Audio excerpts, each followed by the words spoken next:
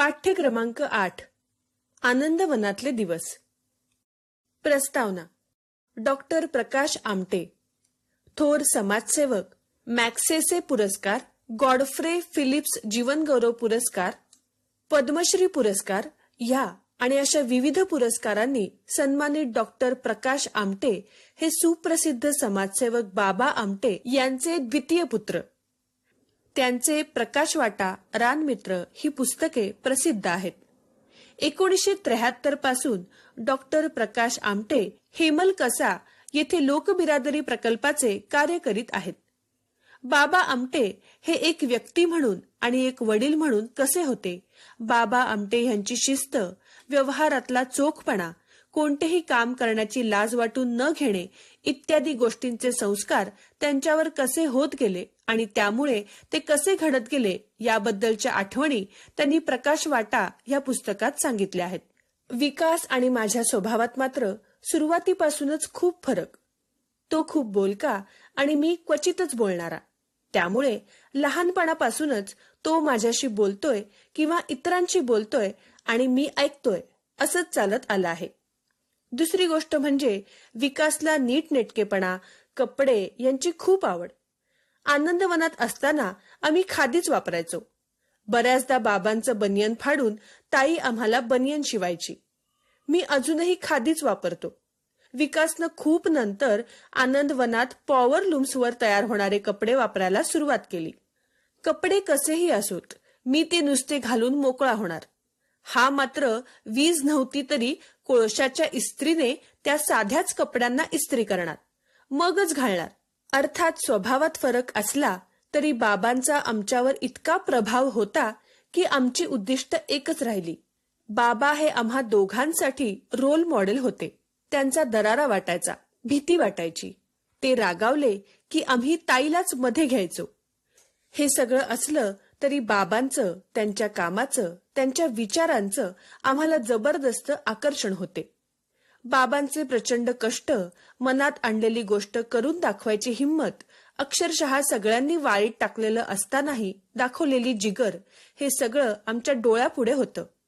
सुरुवातीला आनंदवन पाहायला फारसे कोणी यायचे नाहीत.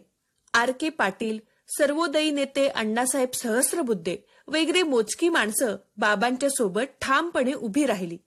नंतर परिस्थिती बदलली. खूप मोठी माणसं आनंदवनात यायला लागली. विनोबा भावे, भाऊसाहेब रानडे, यदुनाथ थत्ते यांसारखी माणसं हे काम बघून भारावून जायची, मदत करायची. नंतर पु ल देशपांडे, गो. नि. दांडेकरही नेहमी यायचे. तेव्हा आम्ही खूप लहान होतो, पण बाबा त्यांच्याशी कसं बोलतात ते बघायचो. त्यांचं कौतुक वाटायचं. त्यांचे काम किती मोठे आहे हे जाणवायला लागलं होतं. बाबांच्या कामाचे आमच्यावर नकळत संस्कार होत होते. बाबा कुष्ठरोग्यांवर स्वतः उपचार करायचे, त्यांच्या जखमा बांधायचे. हे सतत बघत असल्याने आमच्या मनात त्याबद्दल किळस निर्माण होऊ शकली नाही. बाबांनी प्रशिक्षण घेतलेलं असलं तरी आनंदवनात डॉक्टर नव्हता. जाहिराती देऊनही डॉक्टर यायचे नाहीत. अगदी कोणी आलंच तर उपचारानंतर त्यांना जे पैसे दिले जायचे ते लायसॉल या अँटीसेप्टिक मध्ये जायचे. या रोगाबद्दल त्यांच्याही मनात इतके गैरसमज होते. त्यामुळे आपण डॉक्टर व्हावे असे 7वी-8वीत वाटायला लागलं होतं. तसं आम्ही बाबांच्या पुढे बोलूनही दाखवलं होतं. अर्थातच तेव्हा ते काहीही बोलले नव्हते. पुढे आनंदवनात ट्रॅक्टर आला तेव्हा मी 13-14 वर्षाचा असेल. आम्ही दोघेही तो चालवायला शिकलो. दोघांनाही ड्रायव्हिंग खूप आवडायचं. तेव्हा बाबा म्हणाले, आता डॉक्टर व्हायचं का ड्रायव्हर ते तुम्हीच ठरवा. पण मला आठवतं की बाबांनी कौतुक करावं, असं आपण काहीतरी करावे ही इच्छा तेव्हापासून होती. एकदा सोमनाथला कॅम्प सुरू होता. लोड असल्यामुळे फ्यूज गेला. खांबावर चढून दुरुस्ती करायला हवी होती. तिथे लाईनमन कुठे असणार? बाबांना विचारून मी खांबावर चढलो आणि फ्यूज दुरुस्त केला. सगळी मुलं खाली उभी होती. विकासही होता. सगळे कौतुक करायला लागल्यावर विकास म्हणाला, त्याचे काय कौतुक करताय? शेवटी भाऊ कुणाचा? माझाच ना. असंच एकदा आनंदवनाच्या विहिरीत कुणीतरी उडी टाकली होती. रात्रीचे 12 वाजून गेलेले. त्यामुळे विहिरीत उतरायला कोणीच पुढे येईना. मी तेव्हा 16 वर्षाचा होतो. मी उडी टाकली आणि त्या माणसाला वर काढलं. असं काही केलं की बाबा कौतुक करायचे. त्यानं अंगावर मुठभर मांस चढत असे. बाबा हिशोबाला फार पक्के होते. आलेला पैसा त्यांनी अतिशय काटकसरीने वापरला. कधीही उधळपट्टी केली नाही. ह्या काटकसरीचा सगळ्यांनाच खूप त्रास व्हायचा.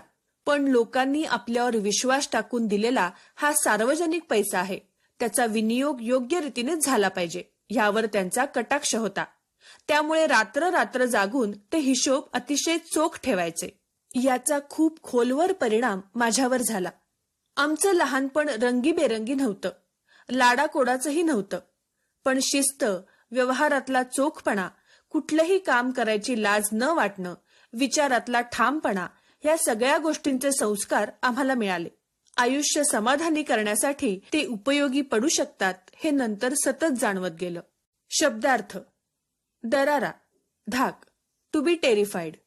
शिस्त, दंडक, डिसिप्लिन. फरक, भिन्नता, डिफरन्स. विनियोग करणे, खर्च करणे, टू स्पेंड. चोखपणे, तंतोतंत, एक्झॅक्टली.